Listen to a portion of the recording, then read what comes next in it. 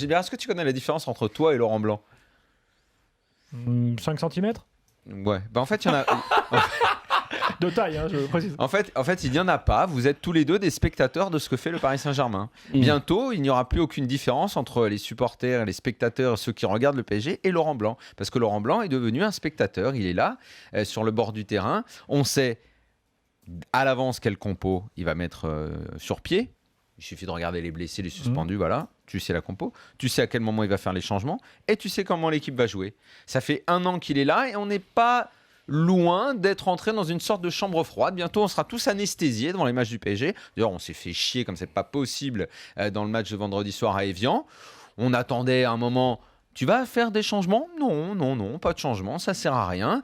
Le jeu, on sait, de toute façon, il y a un plan A, et ça fait déjà 1 an que je le dis, il y a une seule façon de jouer, il n'y en aura pas 2. Si l'équipe en face, et elles font tout le temps ça contre le PSG, présente un bon bloc bien compact, bien défensif, eh bien, il n'y a pas de solution. Soit ça passe pas. C'est le même rythme, les mêmes joueurs, le même petit train-train.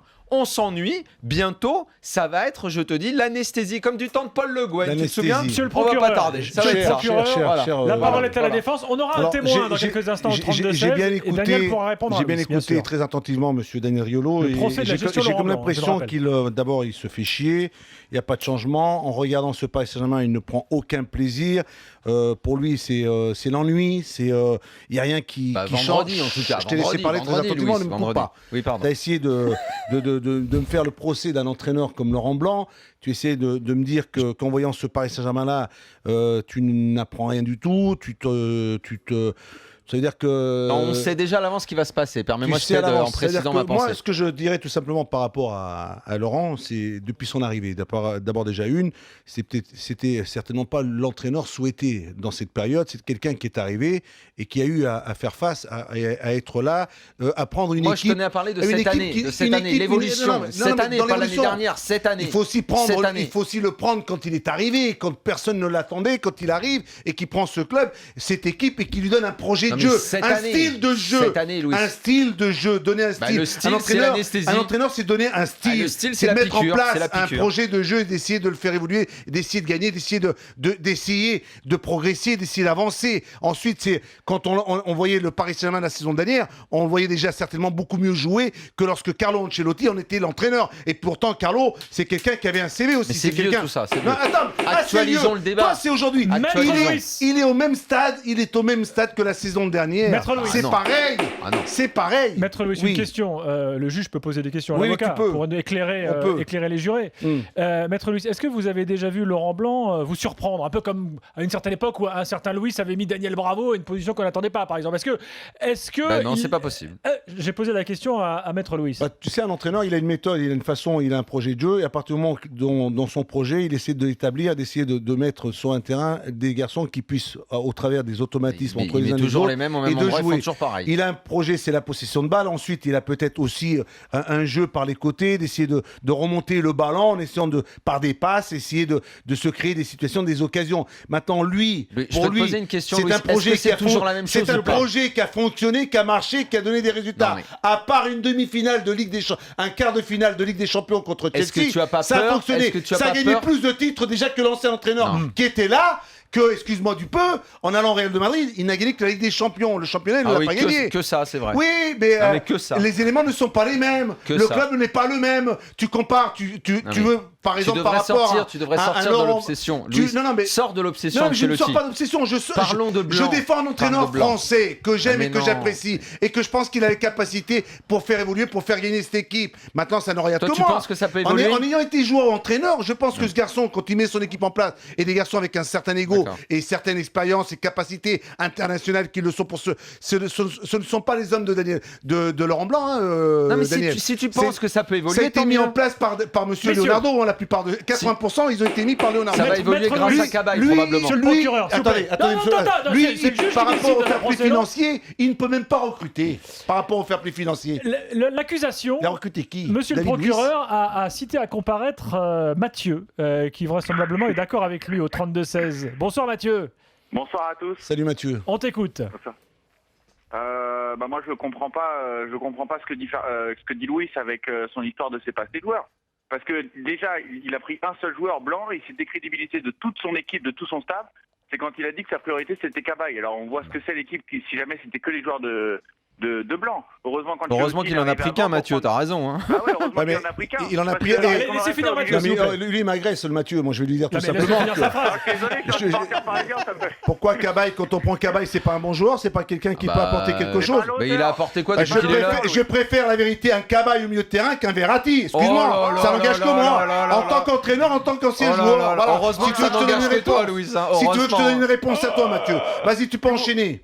Ah mais je veux plus enchaîner. J'aurais bien aimé, tu sais, Mathieu, j'aurais bien aimé. Il a pleuré Mathieu, j'aurais bien aimé être à la place de Leonardo. Tu sais, qu'on me donne une enveloppe comme ça avec autant de millions pour pouvoir faire le marché. J'aurais bien aimé. Tu comprends ce que je veux te dire? T'aurais pas pris Cabaye, j'espère. Hein? Moi je comprends pas, il y a Monsieur Larquet exactement le même. Comment on peut comparer Verratti et Cabaye? Moi je sais pas non plus. Jean-Michel Larquet s'y pense que moi. Il a été joueur et il s'y pense que moi j'ai été joueur et ancien international. Alors Riolo et toi, vous n'avez peut-être pas joué au football, c'est ça le problème. C'est que vous n'avez pas joué au football et nous on a joué au football, c'est ça le problème. Non recevable, maître Louis. Louis. Il m'a dit moi Jean-Michel Larquet. Alors Jean-Michel il a joué à Saint-Etienne, capitaine des Verts, Louis Hernandez, capitaine du Paris Saint-Germain. On sait ce qu'il a fait avec Paris, je suis supporter Paris. Mathieu. Louis, il y a peut-être un truc sur ce point-là, parce que l'argument n'est pas du tout recevable. Et il va falloir un moment. Je te forcerai pas à l'avouer parce que tu l'avoueras pas. Non. Mais entre Jean-Michel Larquet et toi, le côté franchouillard, à un moment, il faut aussi s'en débarrasser un petit peu. C'est pas parce qu'on est français qu'on est meilleur. Tu appelles ça le corporatisme? Non, juste d'être franchouillard. Juste à ce point. Parce que moi je veux bien, mais là je crois que je suis prêt. Tu sais quoi? Je te propose un défi ce soir. Toi, tu as toujours été quelqu'un par rapport aux entraîneurs. Un défi. Tu as une idée. Tu te fais une idée du football par rapport à un pays dans lequel tu as grandi. Tu as baigné. C'est le football italien. Ces entraîneurs italiens qui pour toi te fascinent. Je suis en train de te parler d'autre chose. Je te comprends. J'accepte que tu sois fasciné par l'Italie, par les entraîneurs italiens. Je l'accepte. Mais accepte aussi que je puisse aimer Laurent Blanc ou Didier Deschamps. Excuse-moi. Excuse-moi du peu, c'est tout. J'aime beaucoup Didier Deschamps. Est-ce que tu acceptes un défi qu'on fera? Quand tu me dis que tu aimes beaucoup Didier Deschamps, j'ai pas eu l'occasion de l'entendre assez souvent à l'antenne. Tu n'écoutes plus l'after. Qu'est-ce qui se passe? Tu n'écoutes plus l'after. Non, mais ça m'est arrivé assez souvent de t'entendre dire que sur les entraîneurs. Le défi de Daniel. Je te propose un défi. Lequel? Et de façon anonyme, parce que sinon ils ne répondront pas à découvert. On appellera de ton côté et de mon côté 10 personnalités du football français et on leur demandera s'ils préfèrent Cabaye et Verratti et on comparera les résultats, d'accord? Pas à l'antenne, parce qu'à l'antenne vous défendez tous les Français. Mais de façon anonyme, on verra ce qu'ils vont dire.